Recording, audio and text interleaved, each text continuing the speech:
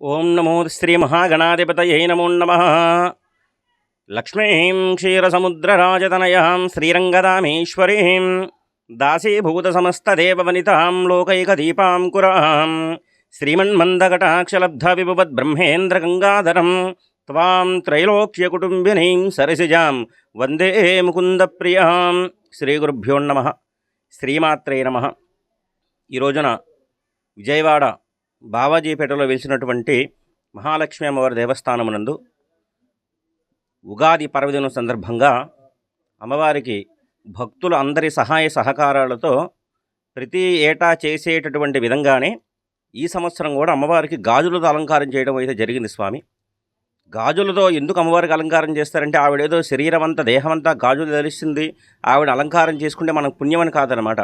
సౌభాగ్య వస్తువుల్లో చాలా ప్రధానమైనటువంటిది, స్త్రీకి అత్యంత శక్తివంతమైనటువంటిది, ఆరోగ్యప్రదమైనటువంటిది కూడా ఏదన్నా ఉందంటే ఒక వస్తువు అది గాజులేనమాట. పురుషుడికి కానీ కుటుంబ సభ్యులకు కానీ ఎవరైనా సరే గాజులు వేసుకున్నటువంటి చేతులతో భోజనం చేసినా ఆ పురుషుడికి ఎంతో లక్ష్మీ అనుగ్రహము, లక్ష్మీప్రదమైన ఆరోగ్యము, ఐశ్వర్యం కూడా కలుగుతుందన్నమాట. అంతటి విశేషమైనటువంటి శక్తి ఒక గాజులకే ఉంటుందన్నమాట. పైగా లలితా సహస్రనామంలో పైగా ప్రత్యేకించి సౌభాగ్య వస్తువుల్లో గాజులకు కూడా చాలా ప్రాముఖ్యత ఉందన్నమాట.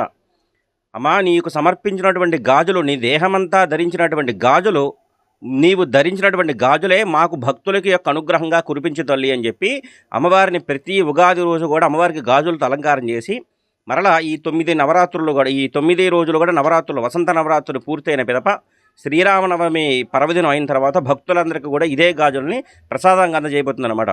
ఎంతో విశేషమైనటువంటి అలంకరణ. బావాజీపేటలో ఉన్నటువంటి ఈ మహాలక్ష్మి అమ్మవారి క్షేత్రంలో ఏడాదికి సంవత్సరం అంతా కూడా ఒక్కరోజు మాత్రమే స్వయంభూ అమ్మవారి దర్శనం జరుగుతుందండి.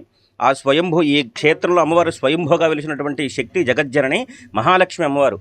ఆ శక్తి స్వరూపాన్ని ఏడాదంతా కూడా అమ్మవారి యొక్క కోరిక మేరకు దాచి ఉంచి ఒక్క ఉగాది పర్వదినం రోజు మాత్రమే భక్తులకి దర్శనం ఇవ్వడం జరుగుతోంది.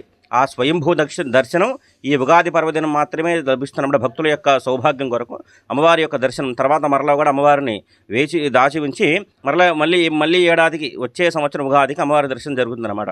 కాబట్టి ఈ 9 రోజులు కూడా అమ్మవారికి ఎంతో విశేషమైనటువంటి పూజా క్రతువులు, అమ్మవారికి విశేషమైనటువంటి అభిషేకాలు కూడా నిర్వహించబడతాయి.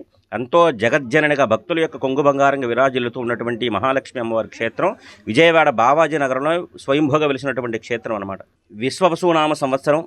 భక్తులందరికీ కూడా అమ్మవారి యొక్క అనుగ్రహంతో భక్తులందరూ కూడా, అమ్మవారిని నమ్ముకున్నటువంటి భక్తులందరూ కూడా చాలా విశేషంగా సుఖ సంతోషాలతో వర్ధిల్లాలని, అమ్మవారి అనుగ్రహం ప్రతి ఒక్క భారతీయుడికి కూడా పరిపూర్ణంగా కావాలని చెప్పి ఈ ఉగాది పర్వదిన దినోత్సవం అమ్మవారిని వేడుకుంటూ అమ్మవారి ఆశీస్సులు అందరికీ కలగాలని మనస్ఫూర్తిగా కోరుకుంటున్నాం స్వామి.